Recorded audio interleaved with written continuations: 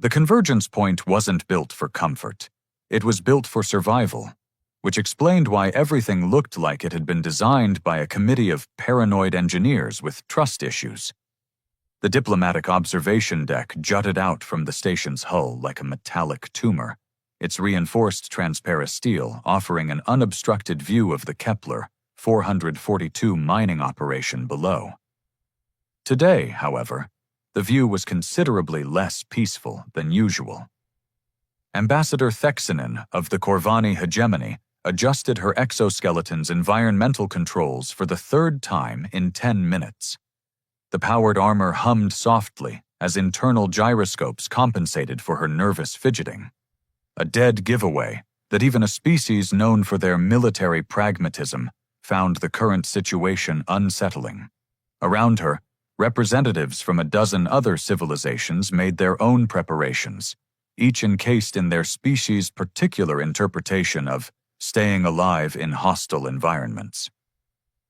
"Refresh my understanding," rumbled Vorthak Prime Designation 7 through his atmospheric suit's external speakers. The Hegemite's translation matrix gave his words a tinny quality that somehow made his skepticism even more pronounced. "The humans declined our offer of Corvani battle plate, rejected Zilani energy shielding, and refused even basic environmental suits?" "That would be correct," confirmed Scholar Irexla, whose crystalline form required no protection beyond the station's artificial atmosphere. Her voice rang like wind chimes in a hurricane. They stated, and I quote from the diplomatic record, "Thanks, but we're good." Thexnin's mandibles clicked in what her species considered polite disbelief. Through her helmet's heads-up display, she watched the tactical readouts streaming in from the mining world below. The Kethvar swarm had been building strength in the outer system for weeks, a writhing mass of biomechanical horror that turned entire worlds into processing plants for their incomprehensible hunger. Standard protocol called for heavy armor, overwhelming firepower, and the kind of defensive positioning that had kept civilized species alive for millennia. The humans, apparently, had never read the manual.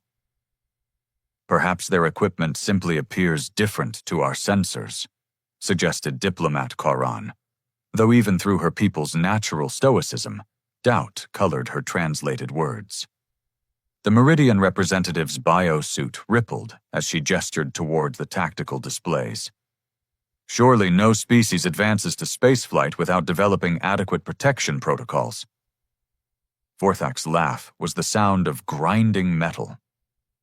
"Have you examined their historical combat data? These mammals have been throwing themselves at sharp objects for their entire recorded history. Their military doctrine appears to be run toward the danger while screaming." "Inaccurate," corrected Scholar Irexla, her crystalline structure pulsing with soft light as she accessed the galactic databases. "Human combat doctrine is far more sophisticated than that. It's run toward the danger while screaming, but do it cleverly." The conversation paused as the observation deck's main hatch cycled open with a soft hiss. The atmosphere equalization system worked overtime as the newest arrival stepped through, and every alien present turned to stare at what could only be described as the most casually dressed military advisor in galactic history. The human, Admiral Chen, according to the diplomatic roster, looked like she was prepared for a moderately brisk walk rather than a briefing about interstellar warfare. Her uniform consisted of simple fabric in muted colors, with no visible armor plating, energy field generators, or life support systems beyond what appeared to be a standard communication device clipped to her collar. She moved with the kind of easy confidence that suggested either supreme competence or suicidal tendencies, possibly both. "Admiral," Thexinen said, her translator converting her mandible clicks into something approximating diplomatic courtesy. "We were just discussing your force deployment strategy, specifically your apparent lack of protective measures." Chen's smile was the expression of someone who had heard this question before, and found it mildly amusing each time. Ah, you mean the armor question. That's always popular at these interspecies briefings. She moved to the tactical display with fluid grace, completely unburdened by the massive protective systems that kept everyone else alive. Let me ask you something. When was the last time any of your species lost a significant military engagement? The silence that followed was telling. Vorthak's atmospheric suit recyclers worked audibly as he processed the question. We prepare extensively to minimize casualties. Our doctrine emphasizes protection and overwhelming force projection. Right. And how's that working for you against the Kethvar? Another uncomfortable pause. The swarm had been systematically dismantling traditional defensive positions for months, their adaptive tactics making conventional warfare increasingly ineffective. Each species had contributed their best military theory, their most advanced protective technologies, their time-tested strategies for survival. The results had been consistently disappointing. Your point, Admiral? Thexanen asked, though her exoskeleton sensor array was already running continuous scans of the human woman, searching for hidden protective systems it couldn't detect. My point is that you're all asking the wrong question. Chen tapped the tactical display, highlighting the human force deployments. You want to know why we don't wear armor, but what you should be asking is why you think you need it. Diplomat Karan's biosuit rippled with what her people considered polite confusion. Because we can be injured, because enemy fire can damage us, because basic survival instincts suggest avoiding harm? See, that's the fundamental difference right there, Chen said, her tone taking on the patient quality of someone explaining a particularly obvious concept to very bright children. You plan to take hits and survive them. We plan to not get hit at all. Scholar Irexila's crystalline form pulsed brighter. But surely that's impossible. In any engagement, some damage is inevitable. The mathematics of combat guarantee casualties. Do they? Chen pulled up a holographic representation of human military history, figures and statistics floating in the air between them. Tell me, what do you see when you look at our combat records? Vorthak leaned forward, his massive frame making his atmospheric suit creak softly. Extraordinarily high casualty rates, particularly in your pre-spaceflight conflicts. Your species seems almost wasteful of life. Now look at the tactical outcomes. The aliens studied the data more carefully, their various translation and analysis systems working to process the information. Slowly, patterns began to emerge. Patterns that didn't match any civilized species' understanding of warfare. You win, Thexanen said finally, her mandibles clicking in bewilderment. You consistently win, despite taking casualties that would cripple our forces. And we win fast, Chen added. While you're calculating optimal defensive positions and adjusting your armor configurations, we're already inside the enemy's decision cycle. By the time they figure out what we're doing, we've already done it. The tactical display chimed softly, indicating incoming transmissions from the mining world below. The Kethvar had been detected entering the outer system, their bioships moving in the typical swarm patterns that had proven so effective against conventional defensive strategies. Admiral, Vorthak said slowly, are you suggesting that your lack of protection is actually strategic? Chen's smile widened slightly. I'm suggesting that protection is a luxury we can't afford. Every kilogram of armor is a kilogram that isn't ammunition. Every second spent getting into battle gear is a second the enemy uses to adapt to your strategy. Every safety protocol is another step between you and victory. She gestured toward the approaching swarm, visible now as a dark cloud against the starfield. The Kethvar have been winning because they understand something the rest of you don't.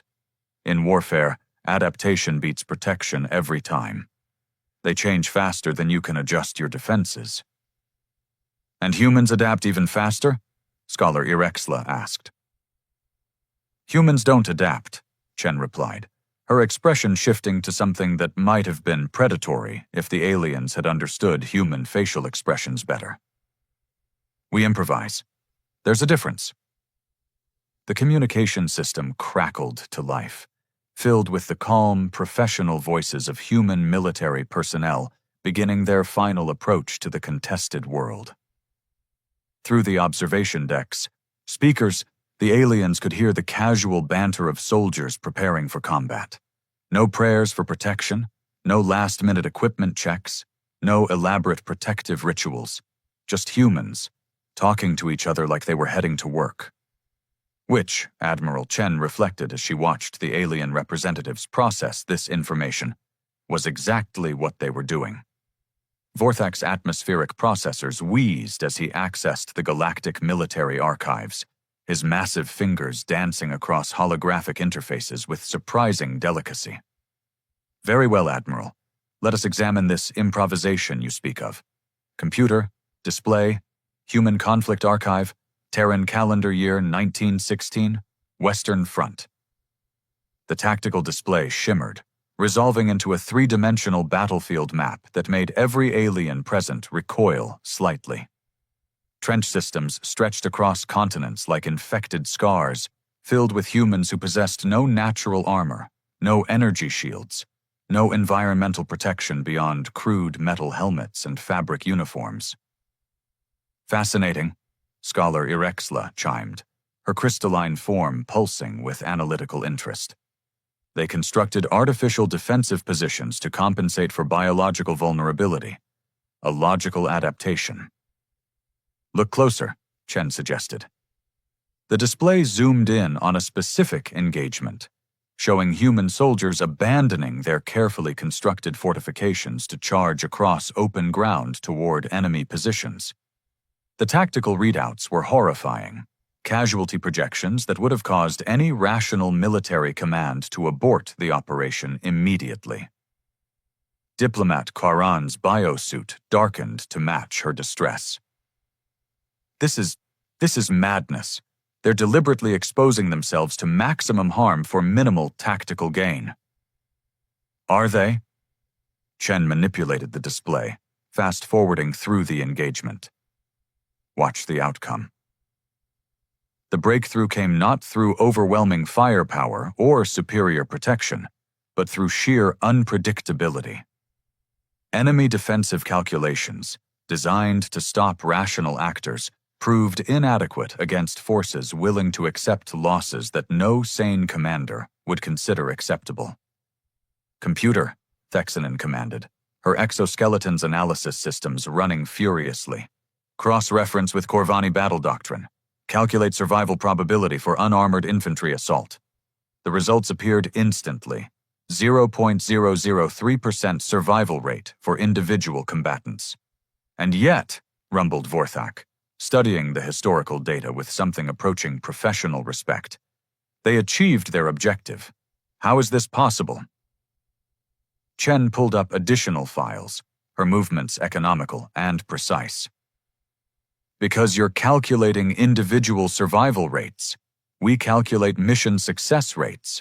There's a fundamental philosophical difference. The display shifted to show the Pacific Theater, 1944. Alien representatives watched human amphibious forces assault fortified beaches with equipment that looked primitive by galactic standards. No powered armor, no energy weapons, no protective fields beyond the occasional tank or artillery barrage. By the meridian depths, Karan whispered, her biosuit's chromatophores cycling through colors of shock and disbelief. They're using metal projectiles? Chemical explosives? How did such crude weapons prove effective against prepared positions? Volume of fire, Chen replied. Speed of deployment. Willingness to accept casualties that would paralyze your command structures. She gestured to the tactical analysis streaming across the holo display. Your species spend months planning perfect operations. We spend minutes planning adequate ones, then execute them before the enemy can respond. Scholar Irexla's harmonic voice took on a puzzled resonance. But surely this approach results in unsustainable losses. No civilization can maintain such expenditure of personnel. Computer, display, human population growth, Terra, 1940 to 1950. The demographic charts revealed something that violated every alien understanding of post-conflict recovery. Human populations had not merely recovered from their devastating wars.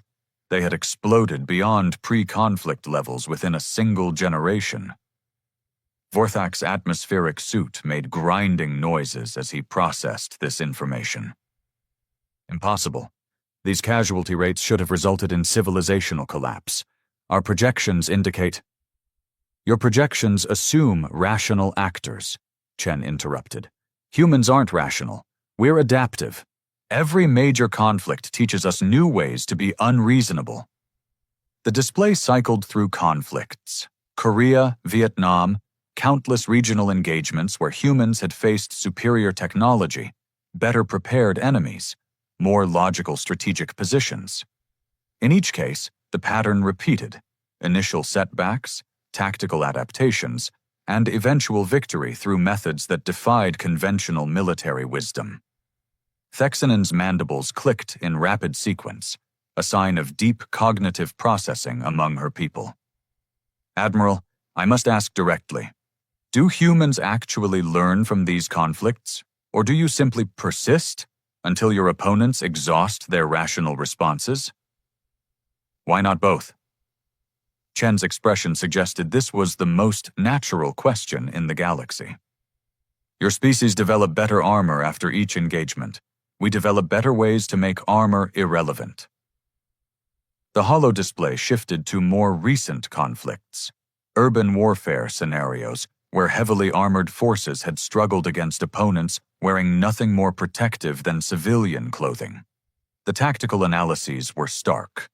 Traditional military doctrine, designed around force projection and defensive positioning, consistently failed against enemies who treated every building, every street corner, every piece of debris as a potential weapon. These insurgent forces, Quaran observed, her biosuit rippling with analytical patterns. They appear to have no standardized equipment, no unified command structure, no coherent strategic doctrine. Exactly, Chen confirmed. They adapted to local conditions faster than their opponents could develop countermeasures. Classic human military evolution. Every constraint becomes a tactical advantage if you're creative enough. Vorthak leaned back in his atmospheric suit, the massive frame creaking softly. So when you claim humans don't need armor, you're not suggesting superior durability. You're suggesting superior unpredictability. I'm suggesting that predictability is a luxury we gave up somewhere around the time we invented warfare, Chen replied. Every piece of equipment you carry tells your enemy something about your capabilities and intentions. Every standard operating procedure becomes a vulnerability once your opponent figures out the pattern. The communication system crackled with updates from the approaching human fleet.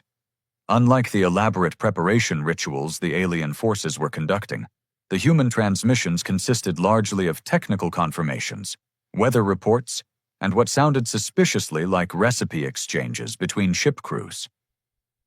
Scholar Irexela's crystalline form dimmed slightly as she processed the audio feeds. Admiral, are your forces discussing food preparation while approaching a combat zone?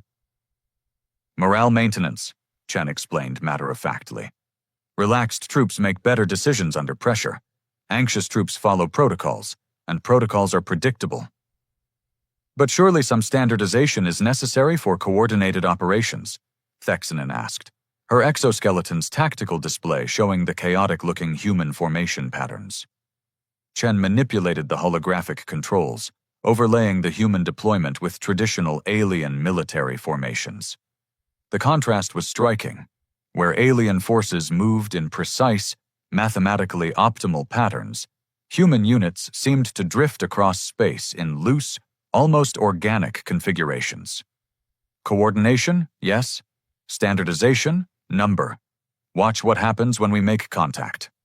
The first probe encounters were beginning. Automated systems from both sides testing ranges and capabilities. The alien representatives watched as human ships responded to Kethvar scout probes with tactics that seemed to change between individual engagements. No two encounters following the same pattern. No predictable response to enemy actions. Remarkable, Vorthak rumbled. Each engagement appears improvised. Not improvised, Chen corrected. Customized. Every human commander down there has studied the same basic principles, but they're applying them through their own decision-making processes. The Kethvar can't predict our responses because we're not following a predetermined script. The tactical display updated with real-time intelligence from the approaching swarm. Biomechanical ships arranged themselves in formations that had proven devastatingly effective against conventional forces, adaptive patterns designed to counter traditional military doctrine through superior numbers and tactical flexibility. And this, Chen said quietly, watching the enemy formation data stream across the displays, is where things get interesting. The Kethvar have been winning because they adapt faster than conventional forces can respond. They're about to discover what happens when they meet forces that were never conventional to begin with. The first indication that something had gone catastrophically wrong with galactic military theory arrived in the form of complete radio silence from the Kethvar advance scouts. Contact lost with Bioprobe Cluster 7 Alpha, reported the automated tactical system in its maddeningly calm, synthetic voice. Contact lost with Bioprobe Cluster 7 Beta. Contact lost with... Mute that, Thexanen snapped, her exoskeleton's sensor array working overtime to process the incoming data streams. Computer, explain the tactical situation. What appeared on the holographic display defied every principle of space combat doctrine that had kept civilized species alive for the past several millennia. The Kethvar swarm, which had been advancing in their typical adaptive formation patterns, had simply stopped existing in measurable chunks. Vorthak's atmospheric suit made distressed mechanical noises as he leaned forward. This is impossible. Kethvar bioships regenerate damage faster than conventional weapons can inflict it. Our combined fleet engagement protocols require sustained bombardment over multiple attack waves to achieve meaningful. There, Diplomat Karan interrupted, her biosuit flashing urgent warning colors. Movement on Vector 77 Mark 12. Human vessels are... What are they doing? The human fleet had abandoned every recognizable combat formation. Instead of the logical approach vectors that centuries of tactical theory demanded, individual ships were scattering across impossible trajectories, moving like a school of fish avoiding predators rather than a military force engaging enemies. Scholar Irexla's crystalline structure resonated with confused harmonics. Admiral, your vessels appear to be fleeing in random directions. Are they retreating? Chen's smile could have powered a small fusion reactor. They're hunting. The tactical display erupted into chaos as the first actual engagement began. A human destroyer, barely larger than a Corvani patrol craft, materialized from behind a metallic asteroid and unleashed a barrage that turned a Kethvar biocruiser into component molecules in roughly 3 seconds. Impossible, Vorthak breathed, his massive frame straining against his atmospheric suit's mobility systems. That destroyer's weapons output cannot generate sufficient energy to... The destroyer vanished again, having used its own weapon discharge as cover to disappear into the sensor shadow of debris from its target. Simultaneously, 3 other human vessels appeared at completely different vectors, each engaging separate Kethvar units with the same brutal efficiency. They're not engaging the swarm, Thexanen realized, her mandibles clicking in rapid-fire analysis mode. They're assassinating individual components. The radio chatter from human vessels filtered through the observation deck's communication systems, and the casual nature of the conversations was more unsettling than any battle cry could have been. Tango 7, you've got a bogey trying to flank left. Suggest you disappear for about 30 seconds. Copy that, Charlie 1. Vanishing in 3, 2, mark. Nice shot on that big, ugly Delta 3. Was that their command node? Negative. Just looked important. Command node's the one with all the tentacles trying to eat Echo 5. Roger. Echo 5. Recommend you stop being so delicious. Working on it, Delta 3. Hard to be inconspicuous when you're on fire. Quaran's biosuit cycled through colors that had no translation in any galactic diplomatic protocol. Admiral, are your forces enjoying themselves? Combat efficiency increases when personnel maintain optimal stress levels, Chen replied, though her own expression suggested she found the question somewhat amusing. Panic makes you predictable. Calm makes you effective. The engagement was unlike anything in galactic military databases. Kethvar bioships, designed to adapt to enemy tactics through organic evolution, kept adjusting their approach patterns to counter human movements, only to discover that human movements weren't following any pattern to counter. Computer, Scholar Irexla commanded, her harmonic voice sharp with analytical urgency. Identify human tactical doctrine currently being employed. Unable to comply. No matching tactical doctrines found in database. Search expanded parameters. Include unconventional warfare, guerrilla tactics, historical precedents. Unable to comply. Human vessels appear to be operating under individual initiative protocols. No unified tactical pattern detected. Vorthak's suit made grinding noises as he processed this information. Individual initiative? In a fleet engagement? That should result in complete coordination breakdown within minutes. Should, Chen agreed, but watch their targeting priorities. The tactical display highlighted human weapon strikes, and patterns began to emerge. Not in how they moved, but in what they chose to destroy. Communication nodes, sensor clusters, bioships that seemed to be coordinating swarm movements. Every human vessel was making independent tactical decisions, but those decisions consistently degraded Kethvar command and control capabilities. They're not following a battle plan, Thexanen realized. They're improvising toward a strategic objective. Exactly. Every human commander down there understands the mission parameters, but they're free to achieve them however they think best. The Kethvar can't predict our tactics because we don't have tactics. We have principles. A particularly large Kethvar bioship, apparently some kind of command vessel, attempted to coordinate a concentrated assault on what appeared to be the human flagship. The response was immediate and educational. 17 human vessels materialized from sensor shadows and engagement blind spots, concentrating their fire not on the command ship itself, but on every other Kethvar unit within 50,000 kilometers.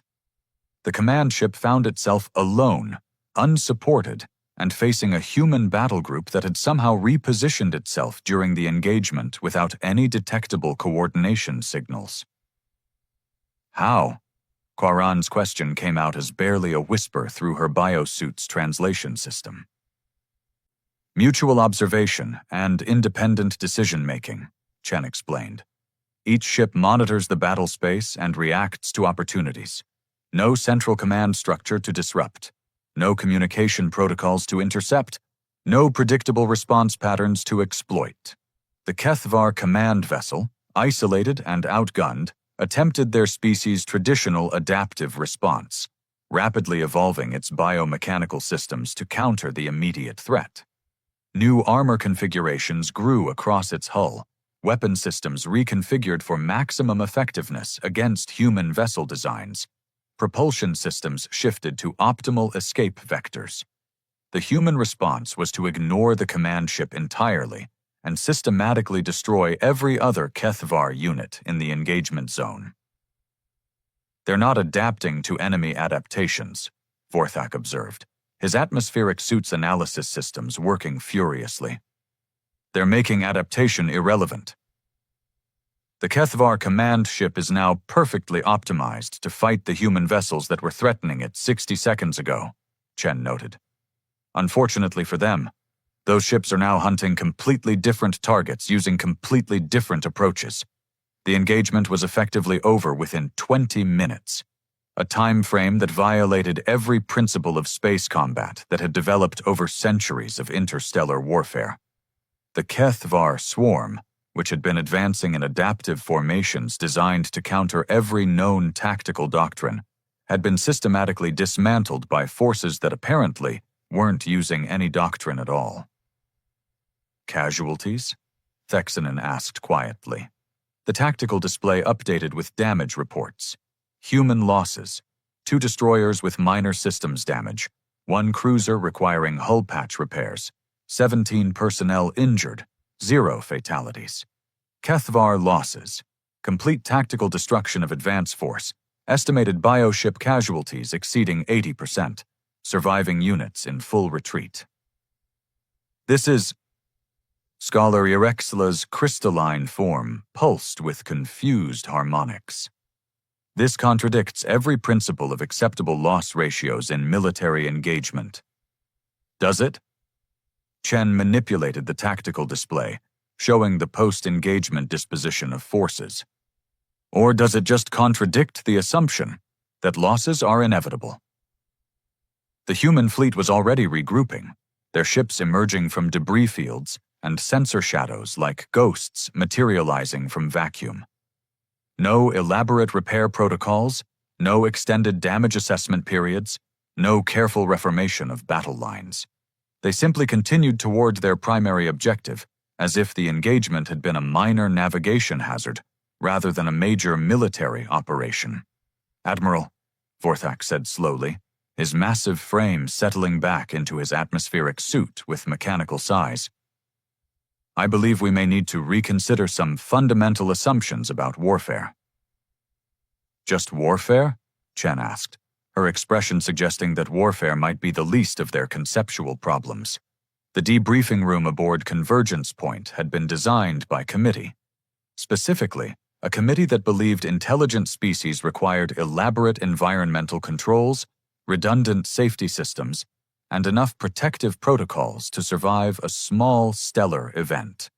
The irony was not lost on Admiral Chen as she sat in a simple metal chair, surrounded by aliens encased in enough life support equipment to outfit a small colony.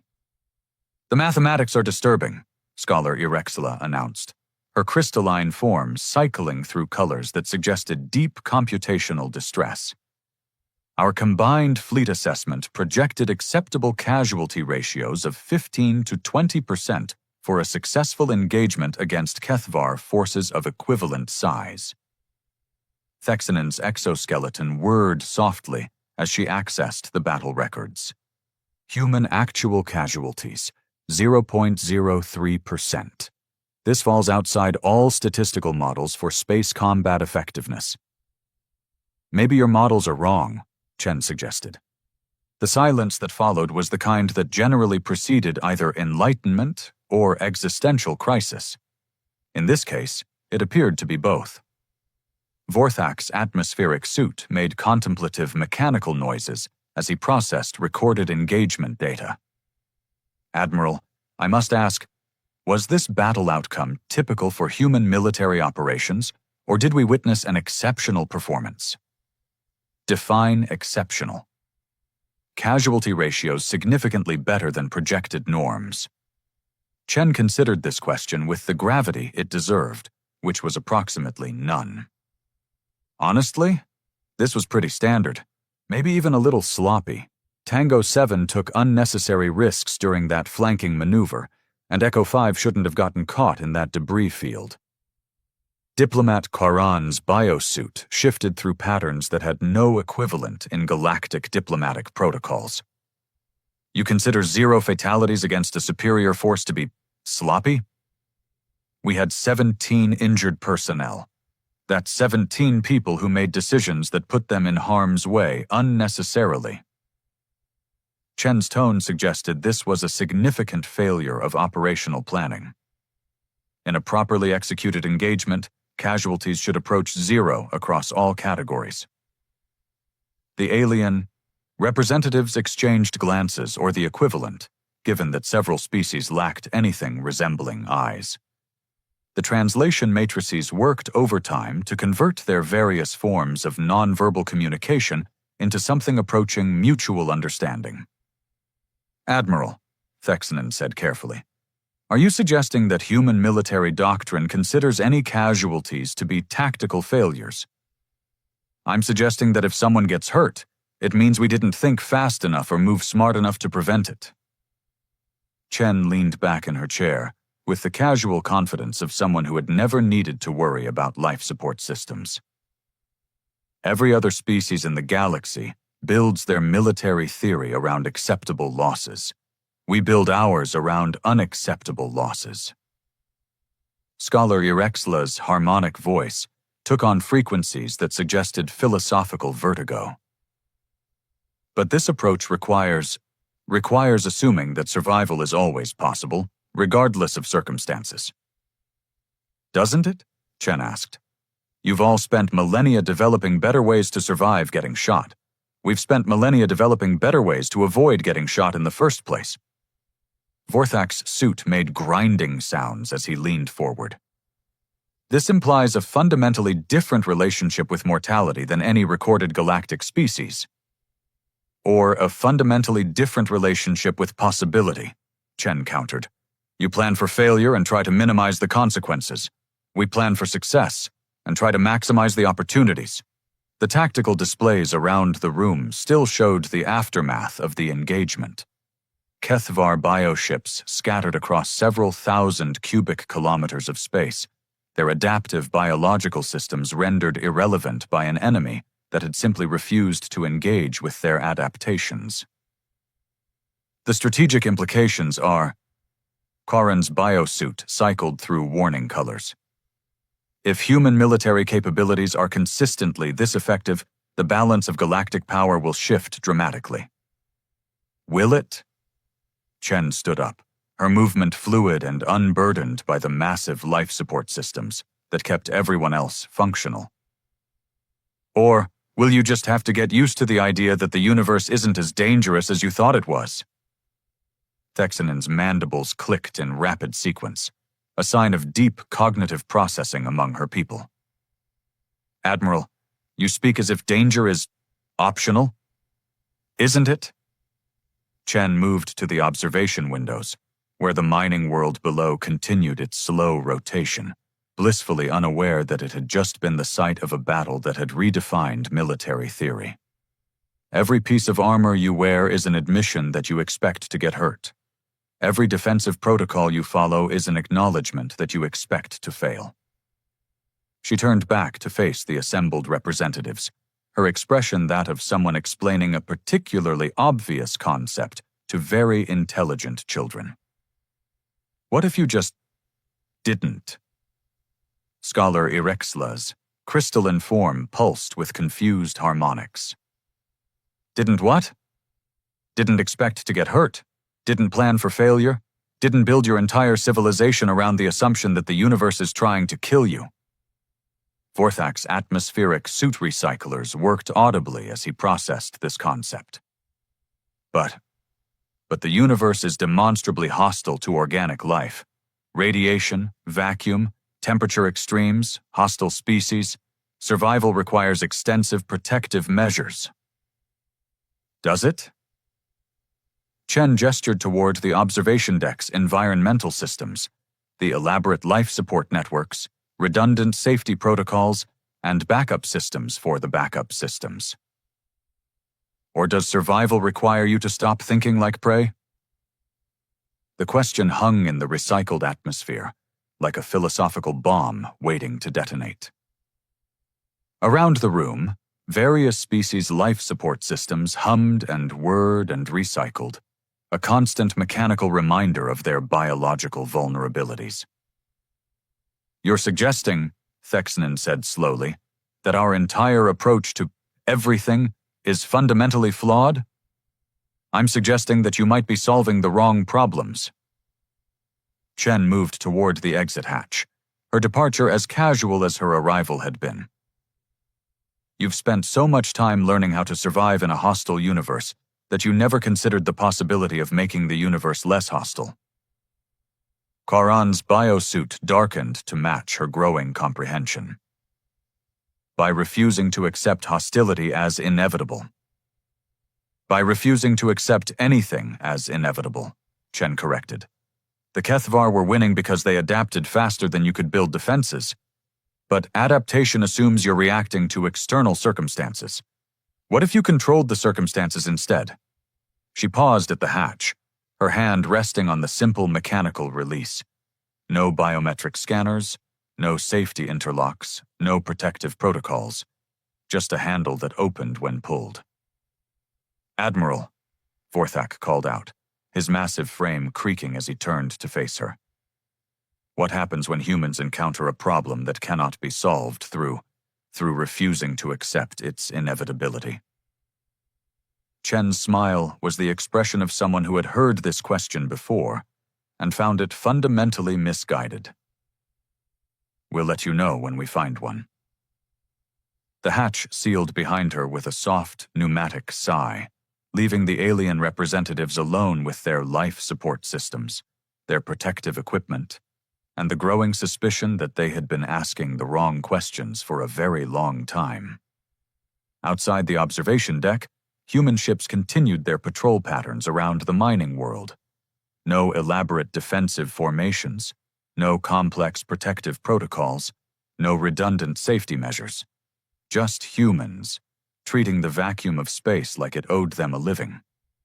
Which, Admiral Chen reflected as she walked through corridors that had been designed to keep fragile organic life safe from a hostile universe. It apparently did.